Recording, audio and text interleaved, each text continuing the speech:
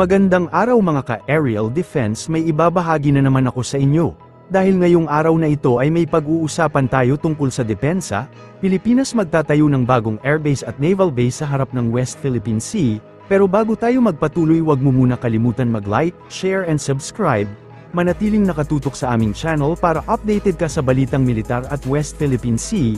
Isang airbase at naval station ang tinitingnang itatayo sa Balabac, Palawan tapat ng pinag-aagawang karagatan na West Philippine Sea, sinabi ni Defense Secretary Gilbert Teodoro noong Sabado.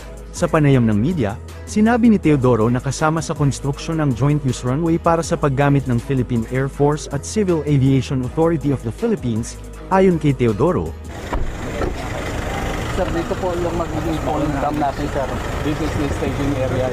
Unang-una, kailangan ang area ng Philippine Navy at Philippine Air Force magkadikit. Meron namang lugar.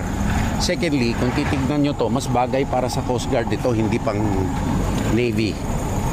So, ang gagawin namin, mag-uusap kami ng interagency committee namin, sa pangunguna ni ES, mag-i-scope kami ng ibang lugar kung saan pwede na mas malaking area for a naval operating base. Kasi ito 20 hectares lang to, maliit ito. Tsaka nakita nyo itong bay na ito, makitid ito, masyadong maliit. So kailangan tama-tama mag-uusap sila ni Admiral Gaban, tama-tama na pang Coast Guard ito. At dito dapat lumugar ang Coast Guard. Pero sa Navy, sa ating strategic basing sa CADSI, they will have to look for another place. Kung hindi, it will not serve the purpose of hindi kasya dito yung mga bagong frigates natin. Hindi kasya. Kahit na anong pier ang gawin natin dito. For now, temporarily, i-occupy nila. Mag-uusap kami interagency, mabuti na lang nadalaw natin, matutukan na natin ito ngayon. ang Balabac ay nagsisilbing estratehikong lokasyon ng bansa sa lugar kung saan madalas dinadaanan ng mga dayuhang sasakyang pandagat, kasama na ang mga Chinese vessel. Isa ito sa pinakamalaking isla sa Timog Kanlurang Pilipinas, kung saan nagsanib ang South China Sea at Sulu Sea. Sinabi niya na ang pagtatayo ng istasyon ng hukbong dagat ay tinitingnan sa lalong madaling panahon. Depende sa pagpopondo. Dagdag pa rito, tinitingnan din ng Western Command at Philippine Air Force ang pagtatayo ng isang health center sa munisipyo upang tugunan ang mga medikal na pangangailangan ng mga residente nito. Manalahat ang Balabac ay ilalagyan ng joint use na runway ng Air Force at ng CAAP. Tapos magde-develop tayo ng isang naval station sa Balabac. Ang Balabac ay strategic para sa Pilipinas dahil ang isang channel na international sea lane sa southwestern Philippines ay dito dumadaan. Ito ang dulo na municipality ng Palawan. So mag-inspection tayo dahil ang runway ay ang CAAP. Titingin tayo ng lugar kung saan talaga pwede na maglagay ng airbase at ng naval base. Ang report sa akin ay yung Air Force side at yung naval side ay magkatabi. Yun nga lang, may lupain na kailangan na kunin para buo yung lugar, kaisahan na lang. Nandito rin tayo upang mag-engage sa tao sa Balabac, to show na at maipahiwatig sa kanila that the government is the national government ay pumupunta sa kanila.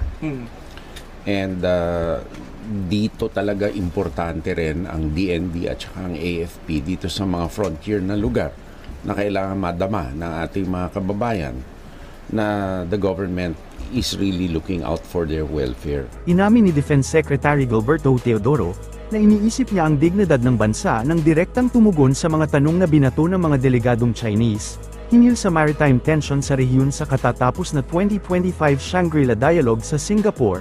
Naging mainit na paksa sa social media ang tugon ni Teodoro matapos niyang tawaging propaganda na disguised as questions ang mga pahayag ng Chinese Senior Colonel. Una, syempre,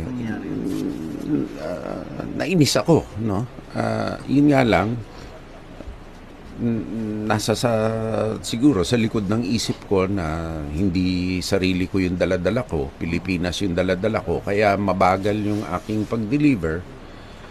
Sinesensor ko din yung sarili ko na lumabas naman ng may dangal yung sinasabi natin, no?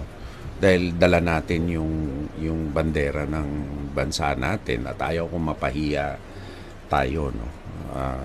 Sa isang international engagement na napakaganda ng imahe ng Pilipinas dito sa international engagements na ito, no?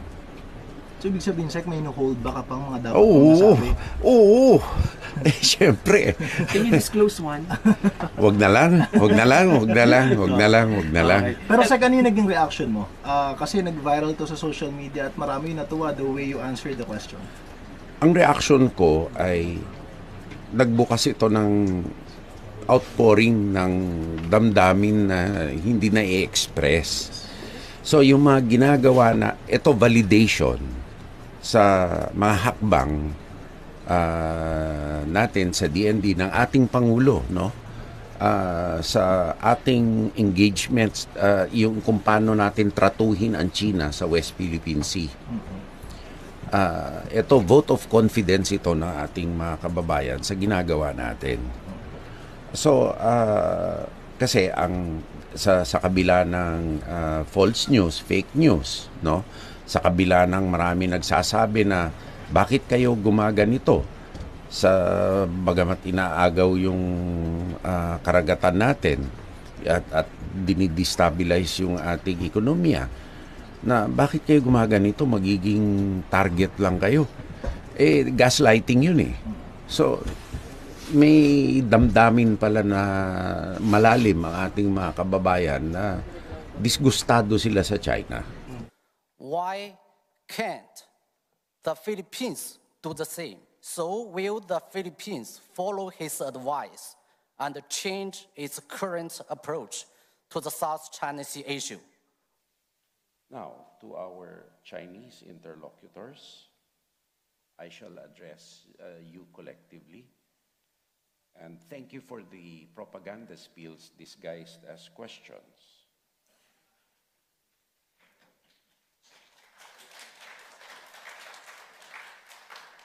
Para sa mas madaming update tungkol sa ating depensa, paki-follow at like muna ng aming page na nasa description na ang link.